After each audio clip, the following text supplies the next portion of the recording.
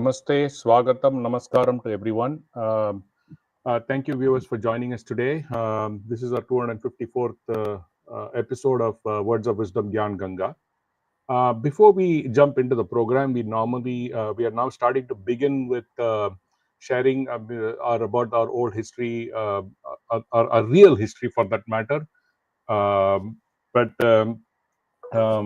then we're going to talk about some freedom fighters today. We're going to talk about V.O. Chidambaram Pillai. He's also known as Kappalottiya Tamilan. He is the first Indian to start a shipping company and run ships, for which he had to go through a lot of pain. But so we're just going to see a small video about him, a short clip about V.O. Chidambaram Pillai. Tejas, can you just play that video? Namaste everyone. Today we delve into the inspiring story of V.O. Chidambaram Pillai, also known as VOC, born on September 5th, 1872 in Ottapidaram. VOC was a true Tamilian hero who fought for India's freedom from the British rule. People called him Kappalottiya Tamilan, meaning the Tamilian who launched ships. VOC's life was a real adventure. The British controlled all the shipping lines and ships in India, but in 1906, VOC started his own shipping company, the first Indian-owned shipping company. He aimed to break the British monopoly and traveled across India, urging people to invest in his company, despite facing numerous challenges from the British, but VOC never gave up.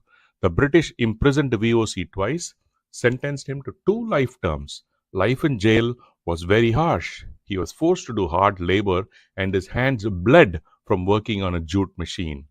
They even made him pull a heavy oil press like an animal. But VOC's bravery shone through. He refused to leave jail unless his friends were also freed, showcasing his immense sacrifice. Despite his family's wealth and his success as a lawyer, VOC gave everything he had to fight for freedom. Upon his release, he had almost no money left. Lokmanya Tilak provided him with a small monthly allowance, but it wasn't much. Still, VOC never stopped fighting and inspired countless people. Farmers, barbers, shoemakers, everyone looked up to him. One barber even named his children Vande and Mataram to honor VOC. VOC learned a lot from the other great leaders like Lokmanya Tilak as a child. He loved to read stories about Lord Shiva and the Ramayana, which taught him about courage and righteousness. He even left his job as a lawyer to fight for the freedom, demonstrating his unwavering dedication. So the next time you think about India's freedom fighters, remember VOC. He launched the ships in India.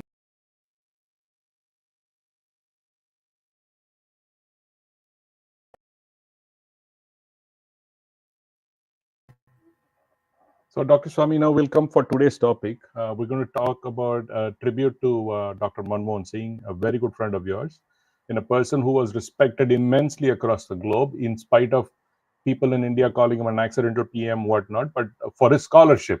So there is a saying in Tamil, "Kattrorukku sentramidamellam sirappu." So where a learned person is always honored wherever he goes. I think he had immense respect in the US, at least to that extent I can confirm, because 2 presidents had a lot of respect for him in this country. So we're going to begin with that. And here Dr. Swamy has been very closely associated with him, because we're going to listen from Dr. Swamy directly. And after that, we were just going to talk about 2024. I mean, since we're almost, just a couple of days away from the end of 2024, significant events in 24. I mean, what changed? What was the focus, the Indian political scene, the economy, the whole swath of subjects, and what can we expect in 24? We have Dr. Arvind Chaturvedi with us. He has had, very close working relation with Dr. Swamy when he was in the ministry. He has also worked with Dr. Manmohan Singh in the finance ministry. After that, we're going to hear from him and his perspectives on 24 and what we see ahead in 25. So, Dr. Swamy, with this, over to you, and we can begin with your experience with Dr. Manmohan Singh. Well, my relationship with Manmohan Singh goes back to 1968, when I was still teaching at Harvard. But the then Vice Chancellor of Delhi University, B.N. Ganguly, sent me a letter saying that he would like me to come to India and be a professor at the Delhi School of Economics. And at the same time, Manmohan Singh also was invited to be a professor of international trade. He got his degrees from England, Cambridge, and so on. And when I turned up in Delhi for taking up my professorship at the Delhi School of Economics, Mrs. Gandhi had split the Congress, and the left went to the top, and Amartya Sen and K.N. Raj and a few other Bengali Marxists. They prevented me from becoming a professor, despite the fact I'd already been given a letter inviting me to become a professor at Delhi School. But it doesn't matter. I came to IIT because there was a vacancy, and everybody told me not to apply, saying that Mrs. Gandhi has laid down the law that you will not be selected under any circumstance. But unfortunately for her, Manmohan Singh was made the chairman of the selection committee. And Manmohan Singh, for some reason, which I came to know later on, he called one of the top economists of America to be on the committee. And as soon as the committee started hearing who should be selected from the list, he asked this professor, and the professor said, "What is there to discuss?" Subramanian Swamy is a joint author with Paul Samuelson. I would like to give my right arm for it if I could be a joint author with Paul Samuelson. And so, there's nothing further to discuss. Now, all the others were tongue-tied, and so Manmohan Singh said, I should become the professor. I became professor of IIT. Of course, Mrs. Gandhi later on got me sacked from IIT. And after that, after 25 years, I won in the court and came back and got all my back salary, and then told the IIT that I'm resigning. I'm not going to stay with you. So all these things I'm mentioning where anybody else would have not stood up for a friend the way Manmohan Singh stood. Later on, I became a minister in Chandrasekhar's government. And Chandrasekhar asked me who should we have as economic advisor or advisor for the prime minister's advisor for economics. So I said the best person would be Manmohan Singh, but he's gone to Geneva. He's left India. I must have been disgusted, I don't know. But he had left and he joined the UN in Geneva. So he said, "No, unko bulao," he told me, Chandrasekhar told me. So I sent word to him.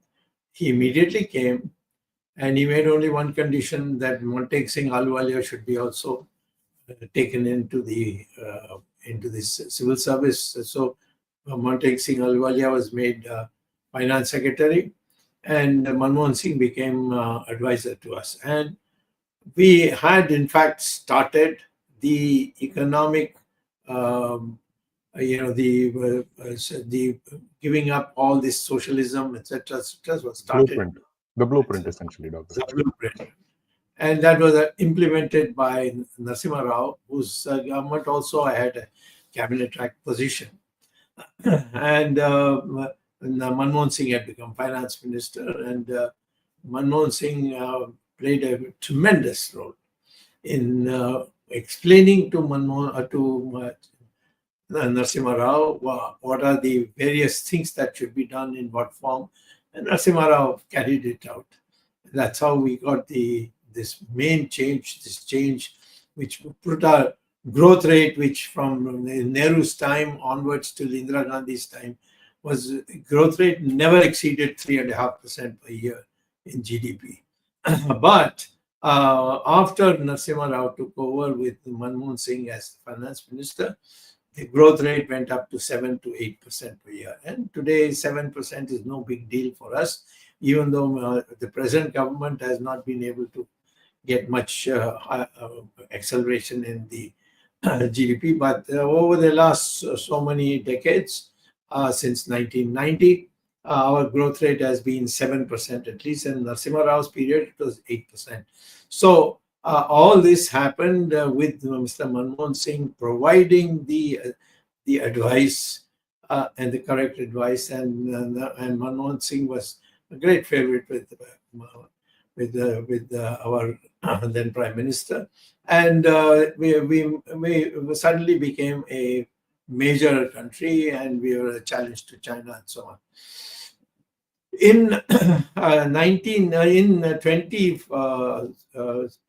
2004, when Vajpayee lost majority, and the question became whether Sonia Gandhi, who was leader of the Congress party, would become the Prime Minister.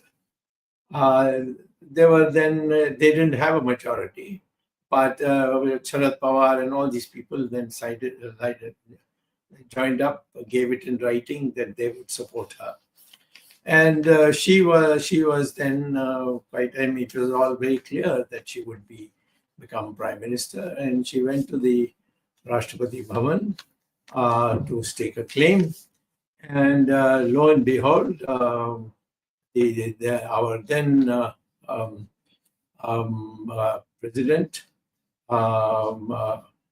he told her that there is a letter from Subramanian Swamy saying that she is not entitled to be the Prime Minister of India under the law.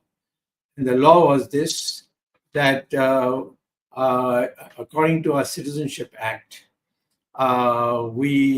any person who becomes a citizen from another country of India will be subject to the same restrictions that are imposed, which an Indian becomes in their country. So if an Indian becomes a citizen of Italy, and there are some restrictions placed on him, those restrictions will be placed on an Italian becoming a citizen of India. And so in Italy, if you are not born in Italy, you cannot be Prime Minister. It's there in writing. So therefore, Sonia Gandhi could not become Prime Minister. Manmohan Singh at that time was taken by Miss Sonia Gandhi to meet the president, and the president was very, very firm. He said, "This is the law, and I'm not going to go out of it." She was in very emotional situation. I don't want to give the exact things that happened, but finally she had kept Manmohan Singh waiting in another room. The president said, "Call Manmohan Singh, and I'll make him Prime Minister temporarily. If you can prove that this law is illegal, and by going to court, then we can reconsider." So that's how Manmohan Singh became Prime Minister. And as Prime Minister, today they may all say wonderful, wonderful, but he was not allowed to function. Whatever ideas he had, they would not do it. I myself remember one day when the 2G matter was going on, I called up Manmohan Singh and I told him, "What is this Raja from DMK doing?" He said, what he's doing is going to damage the country in terms of the way he has gone on allocating money from his ministry. So then he told me that he doesn't listen to me. I said, "You're the Prime Minister of India." He said, "Well, that's my fate. He doesn't listen to me." I have talked to Raja also, and he said, "Why should I talk to Sonia Gandhi and she gave me clearance?" So today to say Manmohan Singh was a great thing, I mean, it's all rubbish. I will say that Manmohan Singh conducted himself with dignity. He remained Prime Minister for 10 years. There are things he did where he couldn't be interfered with. For instance, when Gotabaya from Sri Lanka came to India, he met Manmohan Singh and wanted to know that he said that we have surrounded this LTT fellow Prabhakaran and we can kill him or we can send him to some other country, or if you want to take him in India, you can take him. You please tell us what we have to do, because in Sri Lanka, everybody thinks India should be on board. So he, to his credit, and I was a witness because it happened, some of the talks took place in a wedding. There were all three of us there. He told to Gotabaya that you should finish him off for what he did to Rajiv Gandhi. So there's no question of anybody whether, Rajiv Gandhi's widow was, in a sense, through Chidambaram, was advocating that we should not we should not use violence against Prabhakaran and kill him and so on. So there he showed his mettle, because it was totally in his hand. But generally speaking, he was not able to do anything, and he stayed there. I know that in so many other things, in 2G matter, he was totally, he was zero. There's no such thing as Manmohan Singh as Prime Minister in that case. There were other things also in which he didn't have any say. But in the end, the decency of the man is the one thing that strikes me, that I have never met a more decent person, straightforward person than him. Whether he was a tough guy and not a tough guy, whether he was a weakling, all these are secondary issues. When a person is true, when the person is not a liar, when he is a man who sticks to his word if he gives his word, and if he can't give his word also, he tells, I know I am not in a position. I think as a human being, he was extraordinary. But to say that he was a great president, now Rahul Gandhi is talking about how great a man he was and what a pleasure it was and so on. Rahul Gandhi, in front of everybody in the television, he took what a document prepared by Manmohan Singh and tore it up in public and said, this is all rubbish. People who were in 2010 witnesses to it have never forgotten that. Today, to say that, we were so proud to have him as our Prime Minister, is all rubbish. But Manmohan Singh did have 10 years. He did do it, and there were many things he did quietly, which cannot be properly brought out. I don't know it. His wife is also much tougher than him. I always admired her ability to be tough about everything, and she was a different type of person, but she was his strength.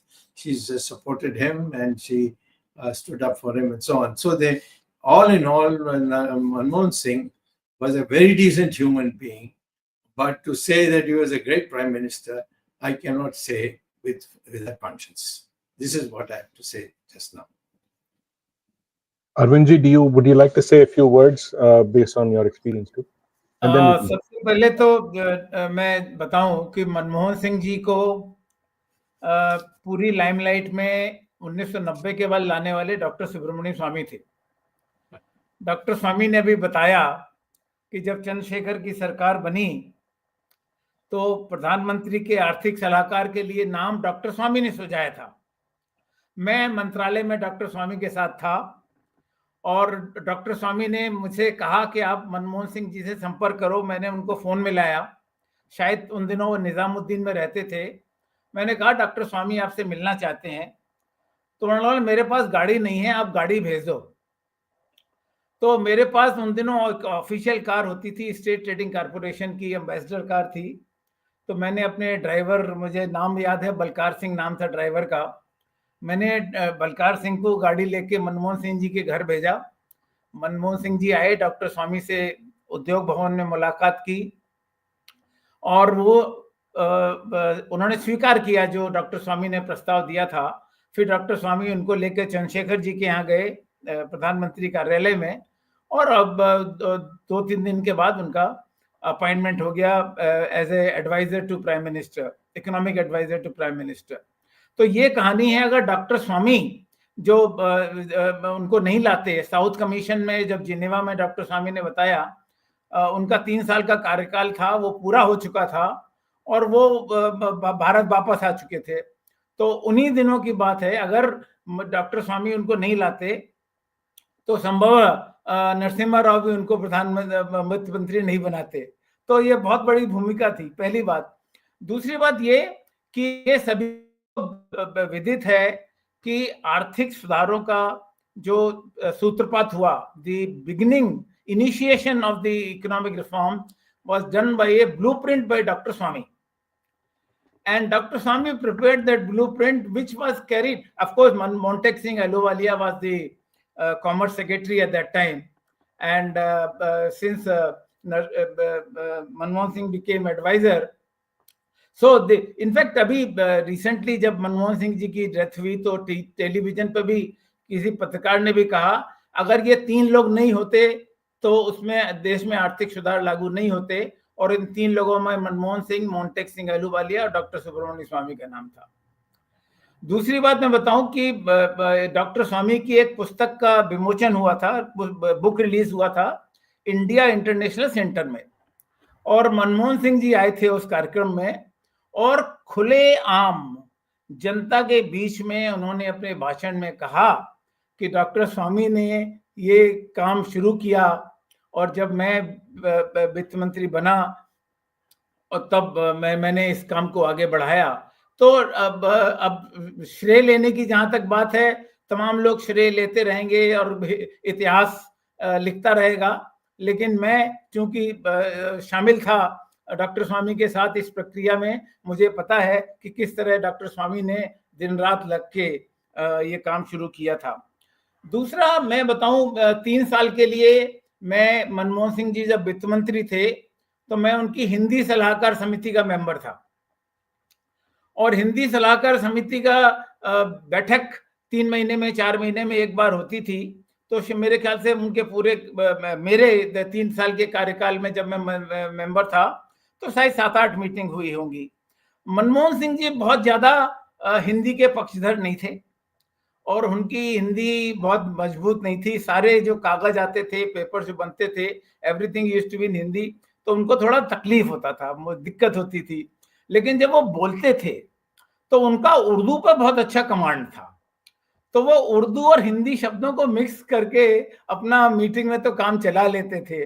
और जहां तक उनकी उर्दू शायरी की बात है तो दुनिया भर में लोगों ने तारीफ की है, और पार्लियामेंट के अंदर भी अपने भाषण में उन्होंने बड़ी शेर व शायरी की है, और मनमोहन सिंह जी को एक उर्दू शायरी का फैन माना जा सकता था।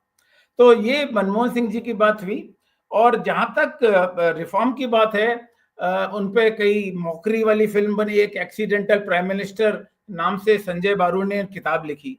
संजय बारू उनके साथ मंत्रालय में थे, प्रधानमंत्री कार्यालय में थे, और उसके बाद में एक फिल्म बनी, अनुपम खेर ने डॉक्टर मनमोहन सिंह का रोल किया था उस फिल्म में, और उस समय एक तरह से उनका मजाक उड़ाया गया था उस फिल्म में, जो मैं समझता हूं उन जैसे एक अर्थशास्त्री के लिए इतना उचित नहीं था। लोग people give the credit of economic reforms to P.V. Narasimha Rao. P.V. Narasimha Rao had only this much contribution, that he accepted boldly what Manmohan Singh had suggested to him. In fact, I would not say that more credit should go to P.V. Narasimha Rao as Prime Minister for Economic Reform. I would say more credit should go to Finance Minister. So Manmohan Singh's Finance Minister tenure was much more contribution to the country's economy rather than his 10 years as Prime Minister. So this is as far as this is Manmohan Singh is concerned. And today, of course, I would say after his death, I also felt that looking at the contribution and comparing his contribution with other Prime Minister like Atal Bihari Vajpayee or others, those who got a place near Rajghat, I demanded that he should have been given a position, a place of cremation near Rajghat, and a memorial should have gone. But why did Congress not oppose it? Though Mallikarjun Kharge wrote a letter and all that, but the Gandhi family did not want anybody to steal the limelight. And they would not have liked it if Manmohan Singh was given such an honor, because then their importance in the party would have gone down. So therefore, I blame Sonia Gandhi and Rahul Gandhi for not taking it up, and not Rahul may give the statement that it was an insult and all that. I agree with that part. But I think the guilty was Gandhi family and not Narendra Modi in not giving him this. Of course, Narendra Modi also, he claims to be the Vishwaguru, or on the path of being Vishwaguru. So he would not like anybody else to get importance. And that is the reason why Manmohan Singh was not given that much. Nigam Bodh Ghat, his cremation, in last 40, 50 years, no prime minister has ever been cremated at Nigam Bodh Ghat. Though there have been some prime ministers who have been cremated outside Delhi, like BP Singh or Narasimha Rao and others, but those who are cremated in Delhi also always got some important place. Even Chaudhry Charan Singh. Was given a place near Rajghat, and that place is called Kisan Ghat. And of course, Rajiv Gandhi belonging to Nehru family, and Atal Bihari Vajpayee. Now, Amit Shah gave the reason that we need to create a trust and we have to acquire the land and all that. How was the land acquired within few hours for Atal Bihari Vajpayee, which could not have been done for Manmohan Singh? So, well, of course, the political reasons are also more important. But then I think Manmohan Singh deserved much more respect of the country than he got from the present government. Thank you, Arvindi. Thank you, Dr. Swamy. So we'll just move to the next topic. We're right in the 15 in the mark. So Dr. Swamy, 2024, it has been tumultuous as far as India is concerned, be it the outcome of the elections, what is going on inside the country, be it the Manipur violence, be it the economy.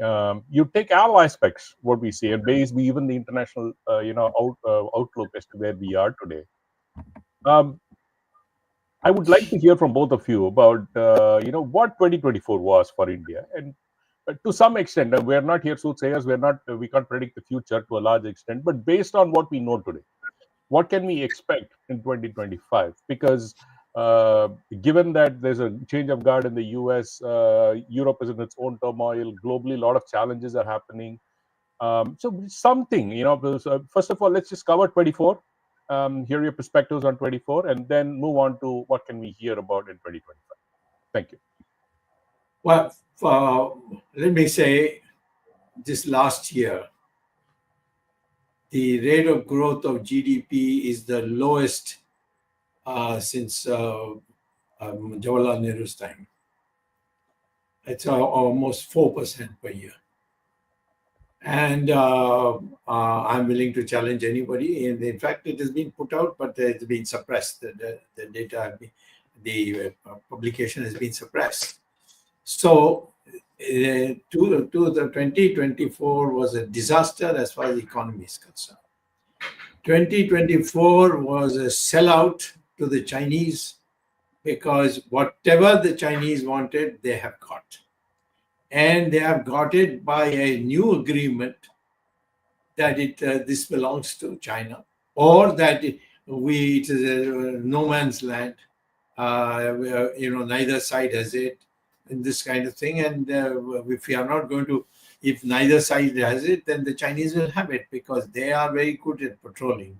We have to get every order from the Prime Minister's office for patrolling. It doesn't happen. So it's a sellout.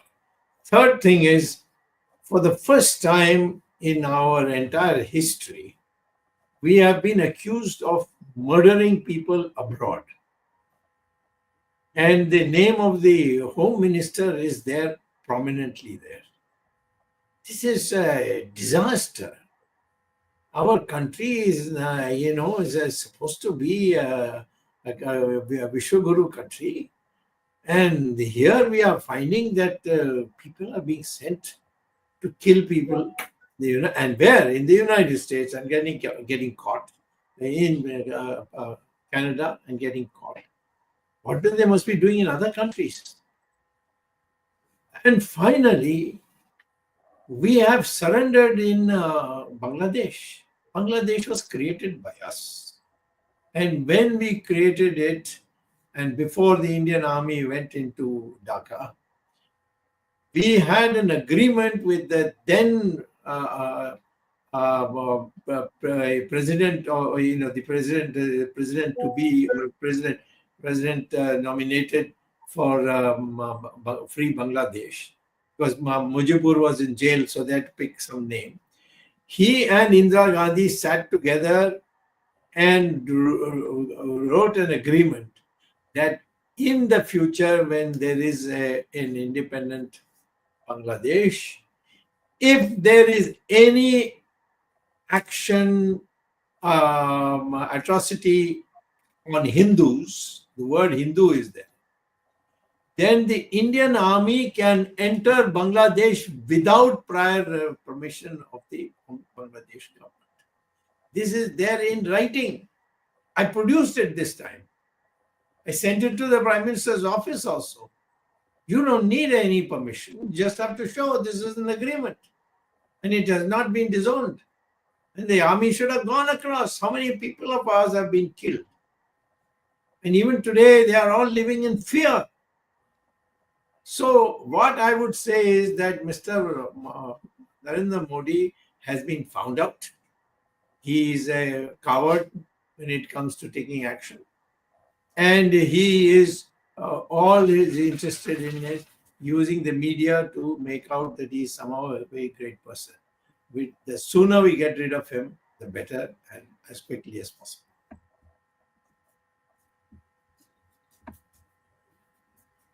Arvind. I think for India, there have been 2-3 events which are worth remembering, for which 2024 will be known. One is the Pran Pratishtha. We started the year 2024 with the Pran Pratishtha, 22nd of January. Prime Minister Narendra Modi, there was a lot of controversy. उस controversy में हम नहीं भी जाएं, विवाद में नहीं भी जाएं कि शंकराचार्य को बुलाया नहीं बुलाया, प्राण प्रतिष्ठा कैसे हुई, कैसे होनी चाहिए थी. बट मैं समझता हूं कि भारत की दृष्टि से एक बहुत बड़ा 2024 का एक इवेंट था, which will be remembered for ages to come, and it was very significant this time. Second one was the Lok Sabha election. How can we forget? The elections take place every 5 years, we all know it. But the way after completing 10 years tenure, when the BJP went to the polls with Narendra Modi as the prime ministerial candidate once again, the seats were reduced more than 60 Lok Sabha seats, which was very, very significant. And now people may say that there was election commission's role in not counting the votes properly or whatever. I mean, I'm not going to that controversy, or even EVM. I'm not blaming the EVM. But yes, the country, especially some parts of Maharashtra and some parts of Uttar Pradesh, they played a very significant role in teaching a lesson to BJP and Narendra Modi. Significant impact was that in Ayodhya, Faizabad Lok Sabha seat, BJP lost. And the pain of losing Ayodhya is so much that when the Ayodhya, the Milkipur MLA, who became the MP from Faizabad, when the by-election was due, UP government postponed the by-election. Out of 10 assembly seats where by-election was due, only 9 elections took place last month or last month, and 1 seat was still. So the Ayodhya seat, I mean, which is actually Ayodhya Lok Sabha constituency, Milkipur Assembly, is still pending. And Yogi Adityanath is doing anything that he can do to win that seat whenever the elections are called, the by-elections are called. So it is very significant event, I think, part of the 2024 that we should be remembering. And as far as the other events are concerned, one event which stole the headlines for more than 3 months continuously was a rape of a doctor in West Bengal. We talk about women equality and things like that, but the mentality of the people in the country, India is the rape capital of the world. And the way the treatment was given to this doctor, and the way West Bengal government was not effective in taking the action and arrest and all that. Of course, when the court intervened, then only all these things happened. So these 3 or 4 events which are very, very significant from India's point of view. And of course, when we look at internationally, Donald Trump, return of Donald Trump, and Bangladesh, Dr. Swamy mentioned about Bangladesh. Actually, this is also a very important lesson for India. Bangladesh, the change of power or exit of Sheikh Hasina started with the movement from the students. And what was the movement about? Movement was about the reservation in jobs given to the people who belong to that party, which Sheikh Mujibur Rahman had led in the beginning. So the sentiments were, again, now people say whether which country was behind this movement and all that. I'm not going into that controversy, but that movement was basically against the reservations because jobs were not there. Now, similar situation has happened in India. Even today, if you look at the unemployment situation, unemployment is one of the highest. And though in India, it is a sin to talk about reservation. Whether it is SC, ST or OBC or whatever, we have 50%, more than 50% reservation. And then you have some other categories for which state governments, like in Maharashtra, there is a Maratha agitation for reservation. In Rajasthan, there have been several agitations for Jat and Gujar reservation. So reservation is one of the culprit, I think, which is stopping the progress of the country, because merit has no place in this country. And this is the lesson we should learn from Bangladesh. Very good. Dr. Swamy, quickly, let me jump in on the topics that both of you covered. In a sense, I think 2024 was a great year of opportunity for Narendra Modi, and I don't think that happened. The biggest takeaway that we can see, he ignored a lot of the major issues that were going on in India. Specifically, when it comes to one, you already explained, Dr. Swamy, about the economy. We have discussed that at length in multiple episodes before, Arvindji. But I think letdown of the people, in my view, is very significant. Be it Manipur, be it in the border in Bangladesh, be it in Ladakh, that area, whatever, the border area, anywhere across the country, one very significant pattern or a very consistent pattern is Modi tends to run away from problems. In the sense that he doesn't want to address them, he ignores them. He thinks just by ignoring the problems go away. But unfortunately, he has not still realized, because of that, the way he kind of he ignored all these things, resulted in what we saw in the elections. He still doesn't seem to realize that. I think that is a significant setback, or even for a significant flaw in what we see from the Prime Minister's perspective. Even globally, he still thinks that his calculations in India, what I am a PM here, and also like he made a disastrous move, Dr. Swamy, with respect to the US elections. As far as I think you have mentioned this, but I wanted to let you know, saying that him first agreeing to meet President-elect Trump, and then abandoning it is going to have an impact. Okay, so I am telling you that, 25 is going to be a very significant year for many countries, because globally the economy is starting to turn around, and India needs as many friends as possible rather than foes. I think that's one significant issue to begin with. So, Dr. Swamy, I'll begin with that, and then if I have a few other questions, so we can go from there. I'll take this point about Biden and his opponent and Trump Modi. yeah. The thing is, what is the key factor which we don't, we don't pick it up in our newspapers? When Modi announced that he was going to the United Nations to address it, which every country has a right to do, and he was not invited, he went as an Indian Prime Minister. He asked for Biden to give him an appointment in Washington. And Biden said, I can't give it to you in Washington, but I'm going to my hometown of Wilmington, and which is halfway to New York. And there I can hold a meeting for Quad. And they held a meeting for Quad, that is those 4 nations.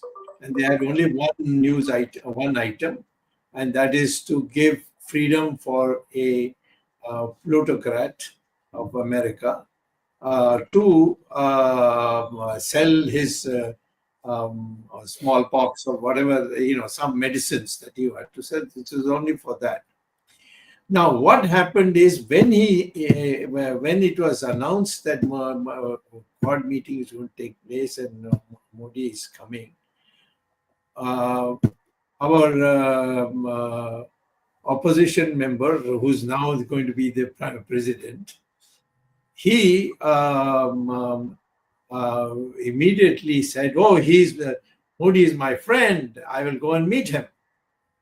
Yeah, but he significantly let down Trump that way. Yes, he said, "I'm going to go and meet him." Trump said that he's my friend. I'm going to meet him. And what did Modi say? Modi said, "No, I am not going to meet him." Now, I can't believe anybody with any diplomatic sense would even say that, even if he was not going to meet him. He was told by Biden that you better make this statement, and he did. And at that time, it didn't look as if Trump was going to win. Was going to win at all. So today, Trump has not given any opening to any Indian. That fellow, what is his name? Jaishankar. Or foreign Jaishankar. Jaishankar. He's just hanging around there. They're not giving him any time. No one has been able to meet, even though Trump has so many Tamils on his team, but no one is even speaking up for India. I mean, if the Chinese are never going to be for you, you can say koi gani, and you can bluff Indians like that. The Chinese will just take whatever they want because they know this is a weak, darpok government. So they will continue to go on nibbling, and making it their country. So there's no problem there. The Americans have already found him out. It is nothing. He's not serious. Even Biden was not very well disposed to him. So now with Trump in authority, we are going to have a hell of a time if Modi is not replaced. I would suggest very strongly to the BJP that in their national interest, ask Mr. Modi that you have done enough. You have done 10 years. Now you're in your 11th year. And just retire and go. But nobody seems to be doing that. But we are going to lose because tomorrow, if the Chinese were to take over the Northeast, there's nothing we can do. If the Chinese allowed the people in the Northeast of India to secede, they will not be in a position to do anything.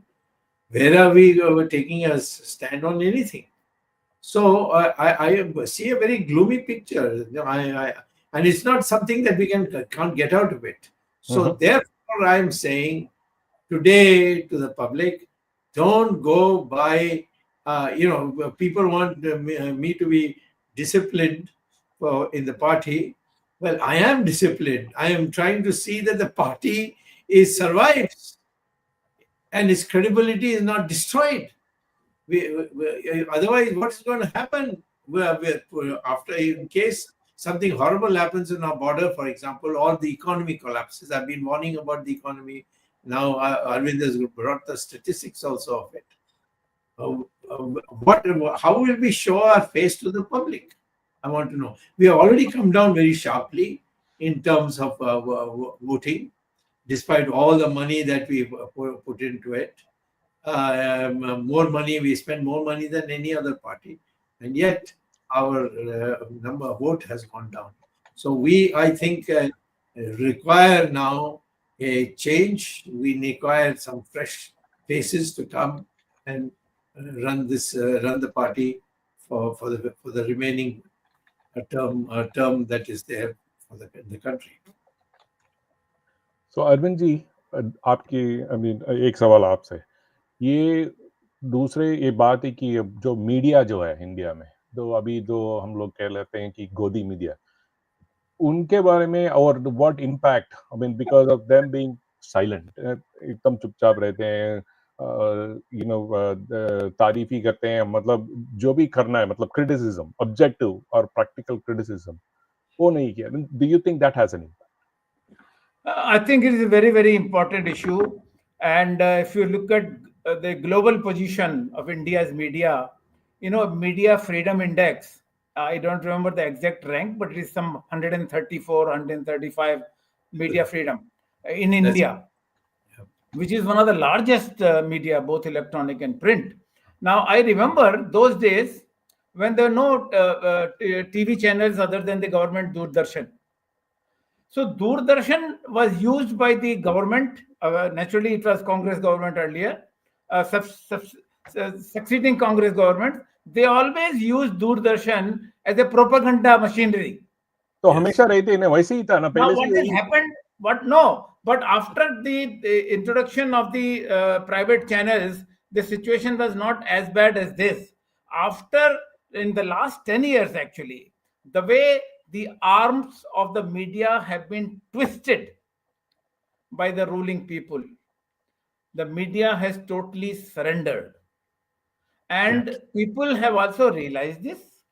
The readership of the newspapers has gone down. That's right. If you look at the growth of the educated people, growth of the literate people, and the growth of the circulation of the newspapers, it has gone down per capita readership. Maybe because of electronic media.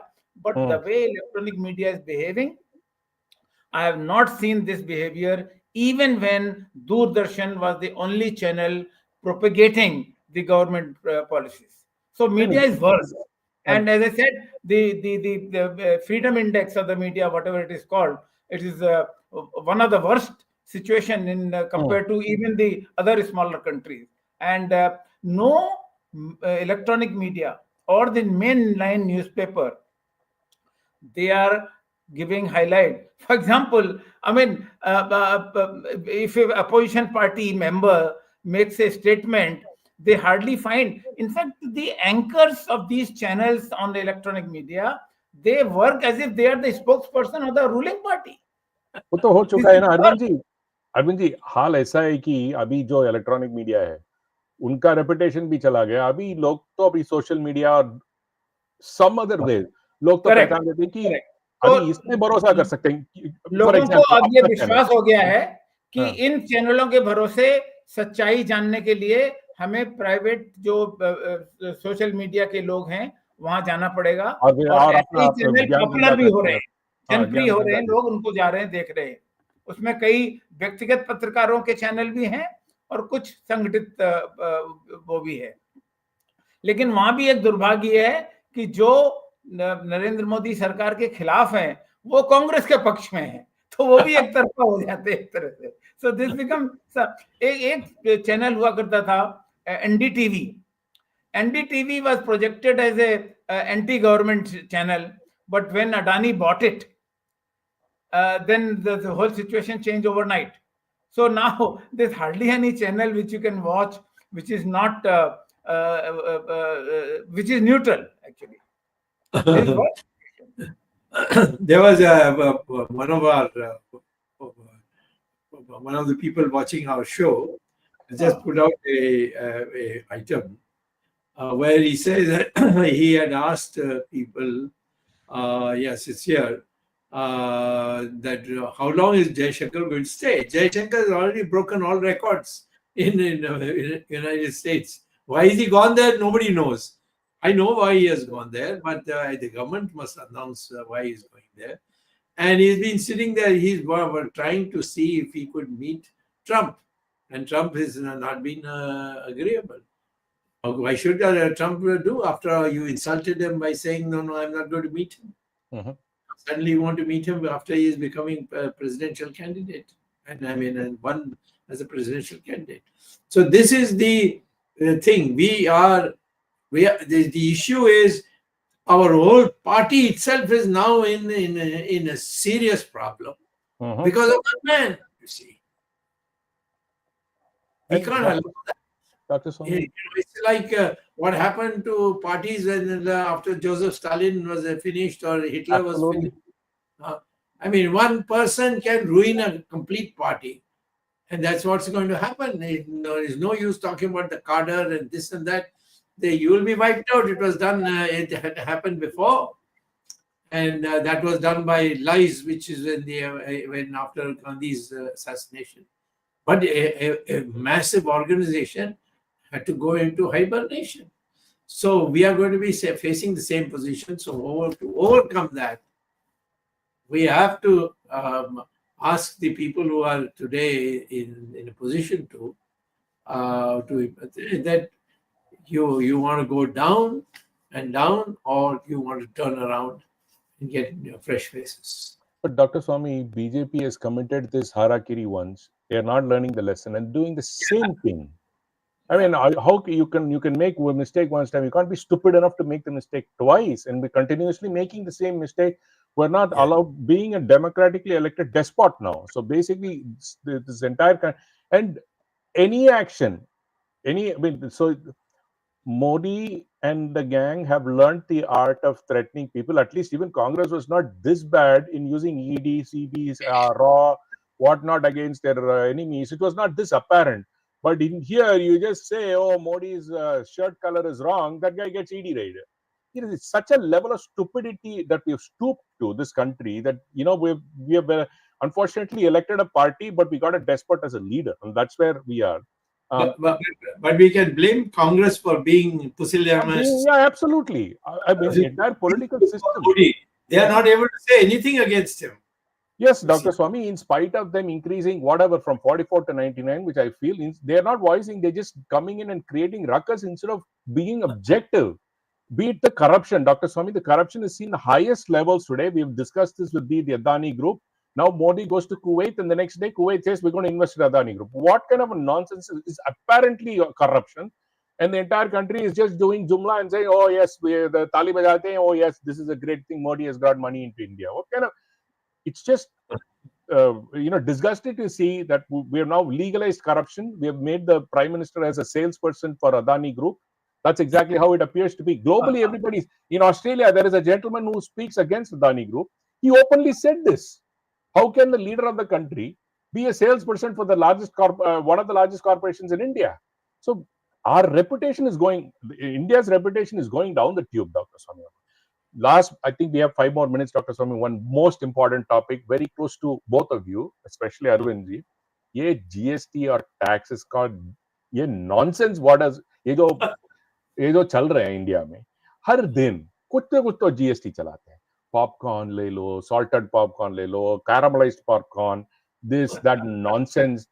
I mean, this government, in spite of taxing normal, very, very few tax honestly 1.8% और 1.6 ऐसा कुछ है ना अरविंद जी, ऐसा कुछ छोटा मोटा figure है जो आप टैक्स पे करते हैं, उसके the people who are tax the most are getting taxed more. Right. ये जो टैक्स का जो चल रहा है डॉक्टर स्वामी, अभी 2025 में कुछ can we see something different?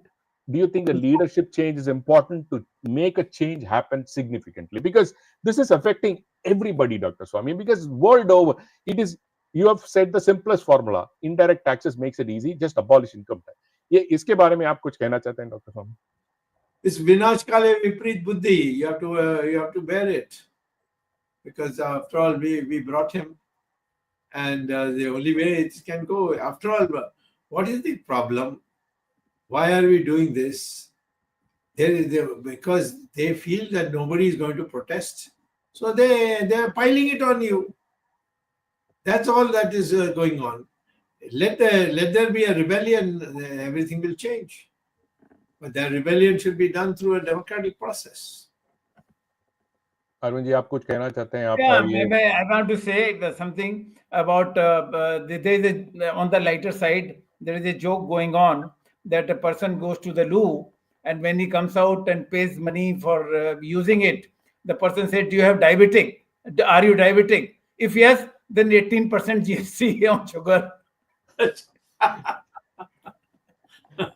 हालत हिस्सा इतना बुरा हो गया है. We blame Nirmala Sitharaman, yes, but we can't also spare the members of the GST Council. What are they doing? The GST Council has representation from various state governments. I remember when GST was formed, Amit Mitra, who is the finance minister of West Bengal, he was heading it. But of course, now he is no more there. But there are other people representing states. Why are they silent? If Nirmala Sitharaman gets her way in everything, and even some of the things which are not sounding proper, then why these people are not opposing it? Of course, they also claim that it has crossed every month. They claim that this GST collection this month has crossed last year or broken the record of last year or whatever. But that is not the real indicator of the progress of the country. Dr. Swamy has already said GDP is going down. And yes, not only GDP is going down, Dr. Swamy, there have been very recently some research studies which have shown that disparity of the income and income distribution is also widening. Yeah. So poor are becoming poorer, and rich people are becoming richer, and nobody is thinking about that. Even for Manrega, the minimum wages is 300 and 400 rupees these days, when you can't get anything, and they get employment only for 100 days in a year. Just imagine what can a family do for 300 to 400 rupees per day for 100 days, where only one person in the family gets employment for 100 days. So, I mean, the other things on economy, people are not thinking, and the economy is taken a backseat. Nobody is even given importance. And opposition, of course, as we know, opposition is not capable of raising these incompetent. Purely incompetent. Yeah. Dr. Swamy, so to close this topic, and then Arvind can conclude. 2025, what do you foresee? What do you think India can do so that it can regain or start getting back its its glory days? And given where we are today, quick 2-3 minutes, and then we can go down. Well, in short, I will say that there will be an upheaval. Because these people have no clue that any such thing is happening. And the people who will revolt, it will all happen very suddenly. I've seen this before. It's not that India has not seen this kind of thing before. It will happen, and then out of that, something will come out. And that's all I would see. I don't see any reasoning or rethinking or sitting down together and decide what is it that we can agree on. Nothing of the kind. It's all bureaucrats plus the Prime Minister, nobody else. Arvind, we talk about Viksit Bharat. Prime Minister Narendra Modi has given a slogan for 1947, but who will lift up to 1947, nobody knows. But we must see that the proper income distribution takes place, and the per capita income of the country goes. We say we are third largest economy, very good. But what about per capita income of this country? We are 119th in the world. So just being size of because you have a population of 140 crores, that's why the economic size is third largest in the world. But what about per capita? So this is something very, very important. And we should pay attention to the economic development of this country, which has been ignored, I would say, in last 10 years of Narendra Modi government. Arvind ji, Dr. Swamy, final words. Otherwise, we can have Dr. Arvind. Let him conclude. Okay. I think one very important point was missed when we said that UP and Maharashtra, the Narendra Modi's party lost and significantly number of seats were reduced. Andhra Pradesh and Odisha, they had also shown the change. And Odisha, Biju Janata Dal was defeated and BJP came to power for the first time on its own. And Andhra Pradesh, Chandrababu Naidu came to power after the formation of the government. These two were also significant. And when we talk about next year, again, politically, Delhi elections are due sometime in January, end of February, which is very, very important, and followed by elections in Bihar. Which way Nitish Kumar will go? Because people are already talking about the once again turnaround of Nitish Kumar because of the Ambedkar issue. Amit Shah's statement is not going well with the certain sections of the population in Bihar. Therefore, Nitish Kumar may again turn against me. That is again a speculation.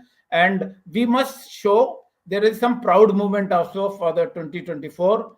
India won T20, became world champion after a long time. So the credit should go to the Indian cricket team, Rohit Sharma. We got, after Vishwanathan Anand, we got another chess champion. Gukesh became was chess champion very recently. And there's another chess player, woman chess player, Koneru Hampi. She also won the title for the second time. So we have some proud movement also. And we would remember 2024 for some good things and some bad things. And let's look at future 2025, what future holds for us. And that depends on what extent government of India takes, in which direction they want to go. And what it seems in the last 1 year, the third term of the Narendra Modi government is clueless and directionless. With that note, one last point before Dr. Swamy, sorry to interview. In terms of what we're seeing in 25, one issue is the number of rich people getting out of India is the highest level yet. Sorry, Arvindji, I know you're going to a conclusion, but significant. Because when you talk about the economy, we are expecting these so-called rich people to stay back. Or, what we know so far is so many people shifted in large numbers. But at the end of the day, they are the drivers of the economy. And you have incentivized them. And they're running away to places where they can live peacefully or not be harassed. That needs to change. Otherwise, the country is in a bad shape. Because I wanted to mention that when we conclude, saying that what we need to see in 2025 is stop the harassment of the people who are creating jobs, stop the harassment of common people by just putting GST left, right, on center on everything. So, even after you die, I think there's going to be a CSC. That is the level to which this finance minister has stooped herself down into, put the entire nation in a quagmire. I think they have to, Dr. Swamy, as it said, it's not going to be a normal treatment. It has to be a Jatka treatment. That's what I see what you're saying. But this has to come out. People need to, they have to have something significant come out. But anyway, Dr. Swamy, one young chap who wants to, want you to wish him. So, we wish him a happy birthday and many more birthdays to come. Okay. And all of that should lead him to a much higher level of his career. Okay. Arvind, sorry to conclude. Ramesh, let me just make one more point. In fact, I had said this about the income distribution. When the rich are becoming richer, people say, according to the statistics, India has now more billionaires as compared to China. China was a communist country. So number of billionaires in India is increasing also. And maybe there are certain sections which, because of taxation, want to leave India, and they think that India is no more. No, but they are running away. What's the point of all these billionaires if they don't want to stay in there are large migration taking place from away from India. Yes. No, And- many are going due to the harassment that they get. yes, correct. I don't think anybody really loves to go leave India and go. Yeah. I mean, either This man, you can lead a much better life in India than you can in America, for example. So therefore they are going because they are harassed. Every day there is some inspector turning up and wanting money, extortion. going away. It's a total breakdown. The system is broken down. Be the political system. I mean, we can talk for another few hours on what's wrong. But Arvindji, please conclude. Thank you, Dr. Swamy, for initiating this discussion. Our large part of today's discussion was devoted to former Prime Minister Dr. MANMOHAN Singh. Dr. Swamy had more than 40-50 years relationship with him, and no better person than him to discuss about his work and his life. And then we reviewed year 2024. We have the positive sides and also the dark sides of this. And when we talk about dark side, it is mainly man-made. When we say man-made, it is basically government-made. So let's hope that 2025 will recover from the shocks which we received in 2024, whether it is economy or whether it is any other field. Thank you very much. Thank you, Ramesh Swamy, for anchoring the program. Thanks the technical team led by Ashish Shetty, Swaminathan, Tejas Navalgul, Gadgi Rakesh, Ishwar Iyer, Ajesh Nair, and Gurdat Shetty. This team has been doing wonderful work, and we have entered 254th episode of this program. We'll continue like this with the support of this team. Thank you very much. And like this, we'll be meeting next Sunday once again, 8 p.m. in this Indian Standard Time, like every other Sunday, with Dr. Subramanian Swamy with a new topic. Thank you very much, viewers. Till then, Namaskar, Jai Hind. Jai Hind. Jai Shri Ram.